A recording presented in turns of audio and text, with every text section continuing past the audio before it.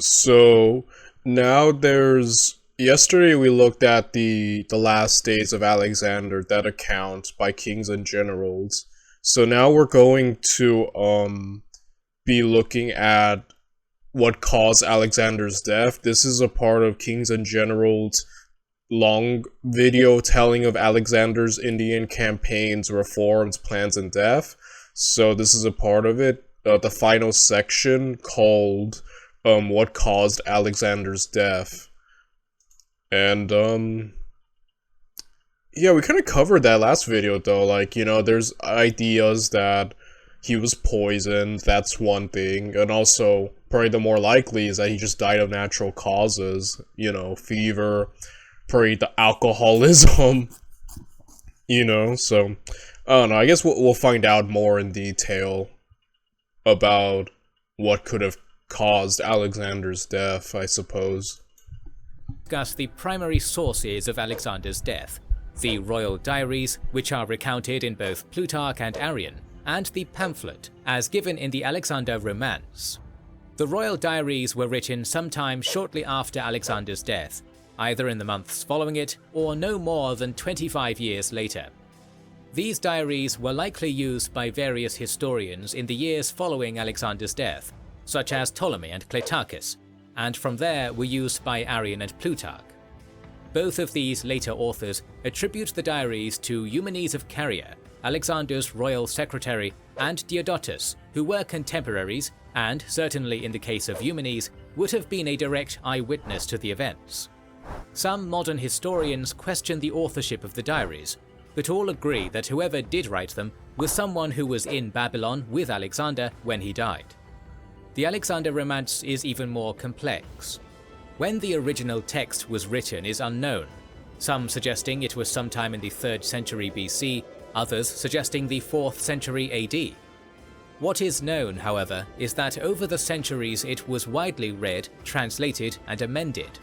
Much like folk tales, the Alexander Romance evolved over time, incorporating different themes and stories, so it is largely considered an unreliable source, bordering on historical fiction, with parts of the text claiming that Alexander had sharp fangs and that Bucephalus was a violent, man-eating horse.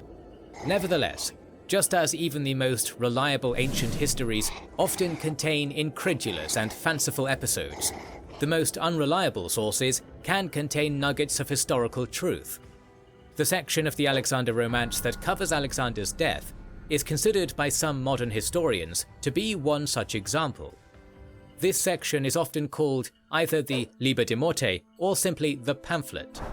Its tone and content are markedly different from the rest of the Alexander Romance, and passages from this section have been found in papyri dating from at least the 1st century.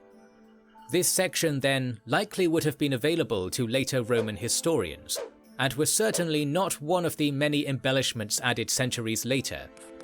Moreover, numerous context clues make it clear that this portion was written in the decades immediately following Alexander's death.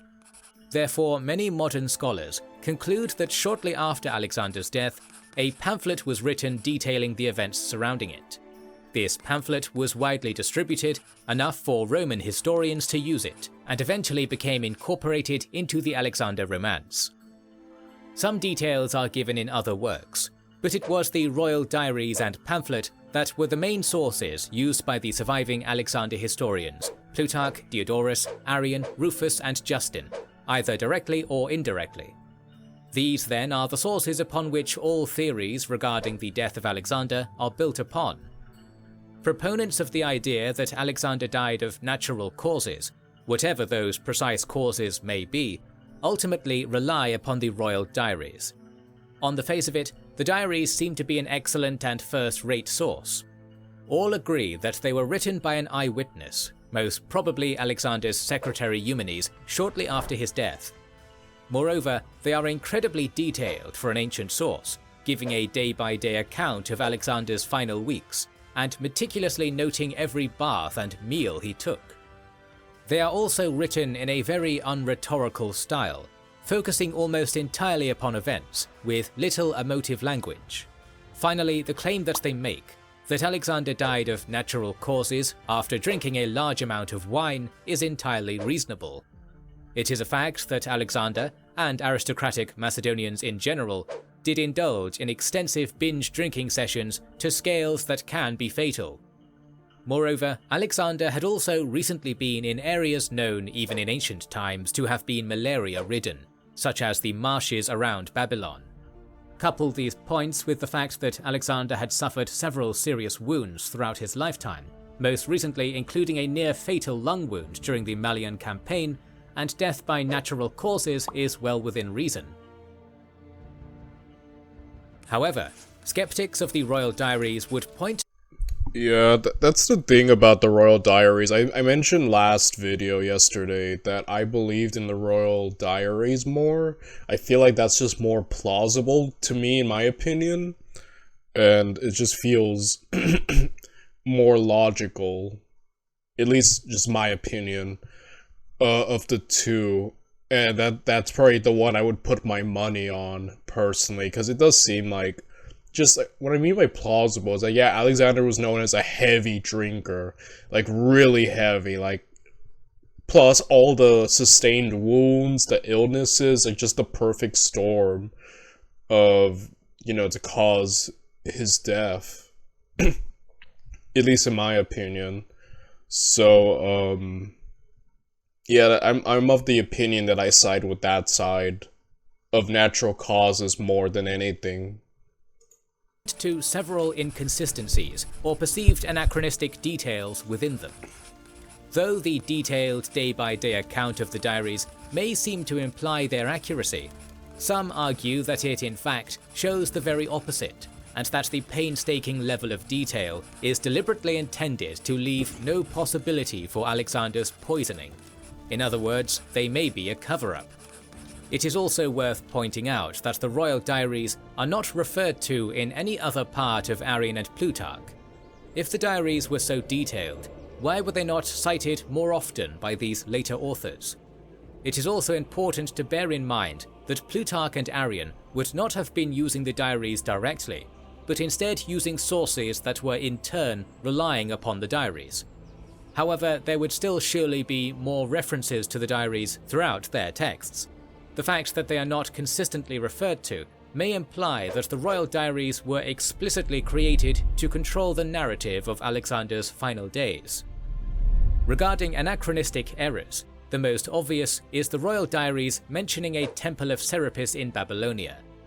To date, no such temple has been discovered, and the cult of Serapis is often thought to have originated in Ptolemaic Egypt, when Ptolemy I sought to combine the Egyptian god Osiris-Espis, who the Greeks referred to as Osirapis, with Greek deities.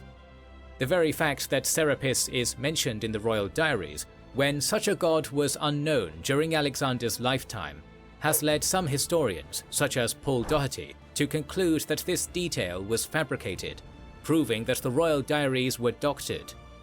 The fact that Serapis originated in Egypt may, Doherty argues, imply that Ptolemy specifically had a hand in fabricating the diaries. In Doherty's view, if the diaries are a fabrication, the only possible explanation is that they were created to cover up the assassination of Alexander. Moreover, there is also an apparent contradiction in the Royal Diaries. Both Arrian and Plutarch claimed that the diaries record Alexander as having been so weak in his final days that he completely lost his voice, only being able to gesture with his right hand to his soldiers who filed past. Nevertheless, he was apparently able to utter his famous final words of leaving his empire to the strongest. After Alexander's death, his generals would spend decades fighting over the spoils of his empire. It was in all of their best interests for Alexander to have been ambiguous about who his successor would be, and even to justify their wars. It is therefore remarkably convenient that the speechless king managed a few final words to give legitimacy to all of these successes. Yeah, I always like these videos from Kings and Generals because he like covers all the aspects, you know what I mean? Like he'll say, here's what this person said, here's why it could be right, here's why it could be wrong. Let's look at the other side.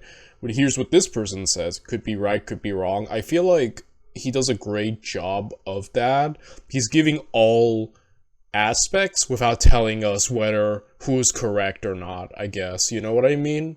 Like, I guess leaving it up to us to decide for ourselves. And yeah, there is, in my opinion, from watching so many of these videos, so much history, I find that there is bias even in the best historical sources. Like, there's always a bit of, you could find fault in anything, in any video, in any historical YouTuber, source, etc. And it really gives to mind who wrote this. Like, who's, you know what I mean? Like, what I guess, a motive could they even have to write this? Like, you know what I mean? I feel like there's so much to that, and that sometimes in certain instances, the truth will probably never fully be known. And I feel like, yeah, especially with someone as Alexander who went out so quickly, there is probably a lot of truths hidden and things we'll never fully know. Which is a shame, because I think it is the human, at least, I think it is a desire to always know the unknown, in a sense, and to figure it out, and that sometimes in life there are just some things that can't be. So, I don't know. Again, may suggest that the diaries were constructed to cover up a conspiracy against Alexander. Lastly, at no point do the royal diaries ever mention a physician attending Alexander. Alexander's army had good medical knowledge for their time, and several dedicated physicians, including Philip the Doctor, who was likely in Babylon with Alexander. When Hephaestion had fallen ill with a fever, he had been assigned a doctor who had given him medicine, but no such care was recorded for Alexander. Some have suggested that this did not happen because Alexander had the doctor who failed to cure Hephaestion killed, and this intimidated his other medics. However, Alexander was the king and the most powerful man in the known world. Is it truly believable that nobody would have insisted that a doctor at least try to cure him? There are, however, equally strong arguments against these claims. The logic that the intense detail of the diaries suggested that Alexander was assassinated is something of a catch-22. The high level of detail makes its veracity doubtful, but a lack of detail would be just as, if not more, suspicious. Moreover, it is entirely possible that the diaries were intended to control the narrative of Alexander's death, but this does not inherently imply that he was assassinated. The diaries may have been deliberately designed to try and show how Alexander's death by natural causes was irrefutable. Regarding the Temple of Serapis, Bosworth, a leading Alexander historian, has instead suggested that the Babylonian god Bel-Marduk may have been misidentified as Osirapis in the royal diaries, both gods sharing similar bull iconography, and that later writers who used the diaries in turn corrected Osirapis to Serapis. Others suggest that the name Serapis was confused with Sar-Apsi, the title of a Babylonian god. Mistakes and errors in copying such as these are common in ancient works, so either theory is believable. The apparent contradiction between Alexander's last words and his inability to speak is also explainable if we are slightly less pedantic about the wording. It is entirely possible that Alexander was unable to speak for many of his last days, but managed to utter a single word in his dying moments. The absence of any mentioned doctor may be explained as a simple oversight. It is possible that the various baths Alexander took and his movement to cooler rooms were all done on the advice of his doctor, but that this was simply not detailed by the diaries. Those who would say that Alexander was poisoned ultimately rely upon the pamphlet.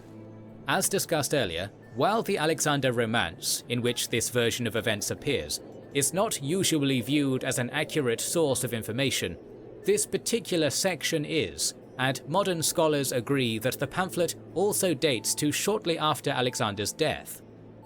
Arguments in favor of the veracity of the pamphlet are that whoever wrote it appeared to have intimate knowledge of the last days of Alexander, including the names of those who were at the final party he attended, which suggests that it was originally written by an eyewitness. The pamphlet also specifies which officers were involved in the plot, who was not, how the poison was smuggled in, and how Alexander ingested it. All of these details may well speak to its integrity. Once again, the overall claim that Alexander was assassinated is also not outlandish. Regicide was a worryingly common fate for many Macedonian kings. Yeah, being murdered, especially the Macedonian court politics, so much murder and like usurpation and like all that's just insane. So yeah, also like that's the thing about the assassination thing. While I do, like I said, lean towards the natural causes, it's not completely out of the...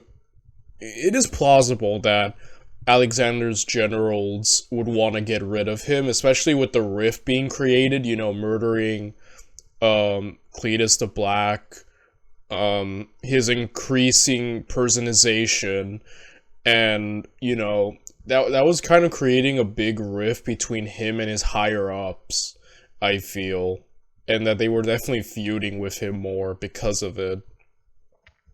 Yeah, and also 8 of the last 12 kings of Macedonia were assassinated. 5 of them died in just 8 years. That's insane. So yeah, Alexander definitely being killed is, I think, a possibility, in my opinion. And there were certainly many men who would have benefited from Alexander's death. Antipater in particular, who the pamphlet credits as the mastermind, had apparently been arguing with Alexander's mother, Olympias, and had recently been summoned by Alexander to Babylon, so he may have been fearful of repercussions. Almost the entirety of Alexander's officer corps benefited from his death, many becoming powerful rulers of successor states. Moreover, the death of Clytus, Callisthenes, 2 mutinies, Persianization, and yet another planned campaign all may have cost Alexander the loyalty of his companions in the end. Lastly, it is perfectly possible to align Alexander's symptoms in his last days with poisons which we know were available at the time. As with the royal diaries, however, the pamphlet has several questionable details. It is, firstly, highly suspicious that it explicitly names the mastermind behind the alleged assassination, Antipater, as well as all the other guilty parties, and simultaneously explicitly names the generals who were innocent. One cannot help but wonder how the author knew this information. In theory, it could have come from an eyewitness at the party, but the fact that almost all the men in the room would soon end up at war with each other does not inspire confidence in an honest account. It is highly likely, for example, that the author took the opportunity to label themselves as innocent, while also condemning their rivals.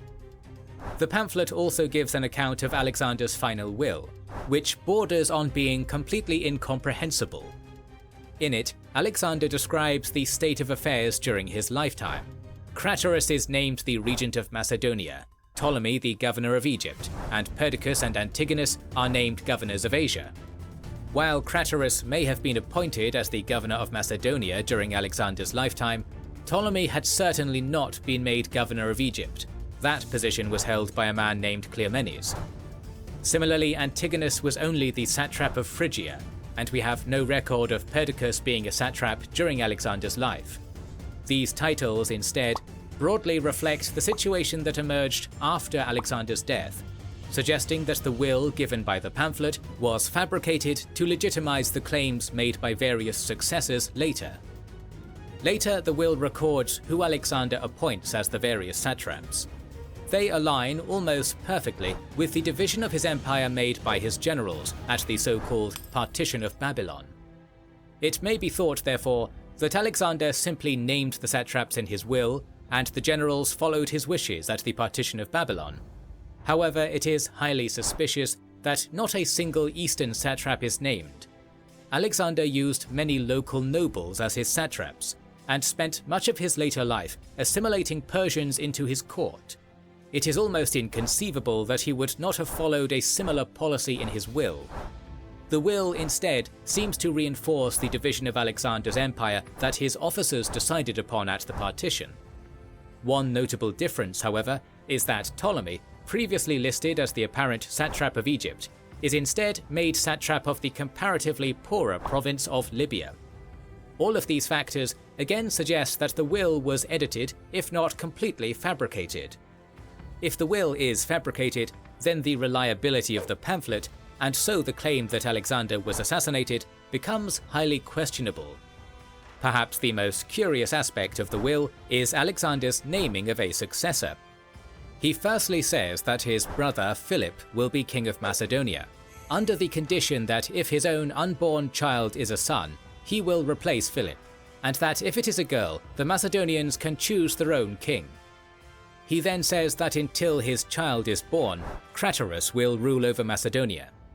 Later he gives his ring and his wife to Perdiccas, both of which could be marking him as the successor. Finally, Alexander proclaims that he leaves his kingdom to the strongest.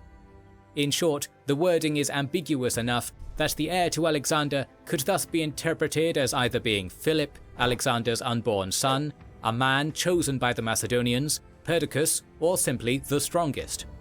One cannot help but feel that the will has been deliberately altered in order to obfuscate who Alexander's true heir would be deliberately, and to lend legitimacy to those who would later try to claim his legacy. Some modern historians, however, argue that the pamphlet is an accurate record of Alexander's final moments, including the claim that he was poisoned, but that the will should be treated as a separate text that was clearly edited for propaganda purposes. This would bypass many of the questionable aspects of the pamphlet that we have discussed, but the most pertinent one still remains: who wrote it? It may have been authored by one of the officers who was with Alexander in his last days, but if so, how reliable can we consider it as a source when these same officers had so much to gain from demonizing rivals and legitimizing themselves? If it was not written by an eyewitness, then how did they get such detailed information, such as who was with Alexander at the party, and who was innocent or guilty? We are thus faced with a conundrum. Our two main versions of Alexander's death both seem to date soon after his death, and both seem to have been authored by someone with first-hand experience of the events. Both also have serious flaws, which could suggest that they are fabricated or at least heavily edited. Lastly, the aftermath of Alexander's death resulted in a scenario where many of his successors had clear motives for wanting to control the narrative of his death. We are left with two main interpretations. The first is that Alexander died of natural causes. The royal diaries recorded this honestly, but a rumor that he was assassinated was deliberately fabricated by some of his successors and spread through the pamphlet in order to justify their division of his empire, and in order to damage political rivals. The second is that Alexander was assassinated by some of his generals, who then created the royal diaries as part of a cover-up. But the truth was circulated by an eyewitness in the form of the pamphlet. The question of what killed Alexander the Great is thus one that can never be answered.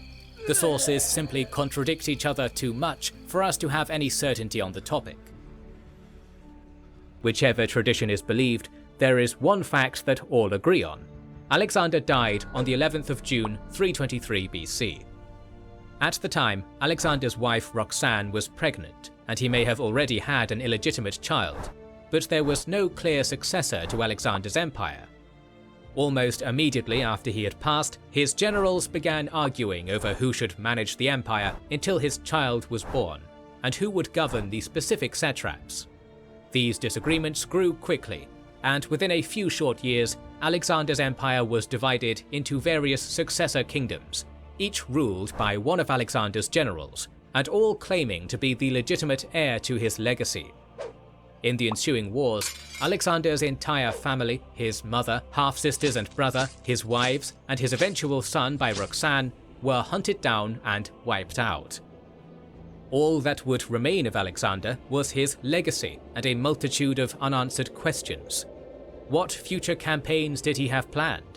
Would there ever have been a point where Alexander stopped his conquests? Did he aim to create a blend of Hellenic and Eastern cultures? Did he consider himself a god on earth? These questions and more have puzzled historians for millennia, and led to Alexander, being one of the most studied and most famous figures in human history. Arrian was perhaps correct to say that Alexander would have approved of the timing of his death while he was— Yeah, okay, so this is just repeating the last video's ending. But, yeah, like I said, there's no certainty. All we know is he did die, and everyone.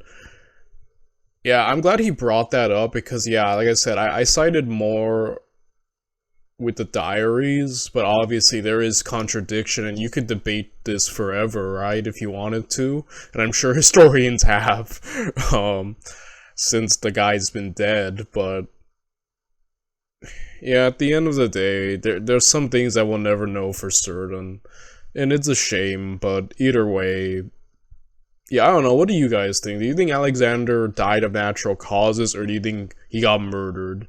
I want to actually hear what you all think regarding Alexander's death. And yeah, I'll see you guys tomorrow when we react to something new. Bye, everyone.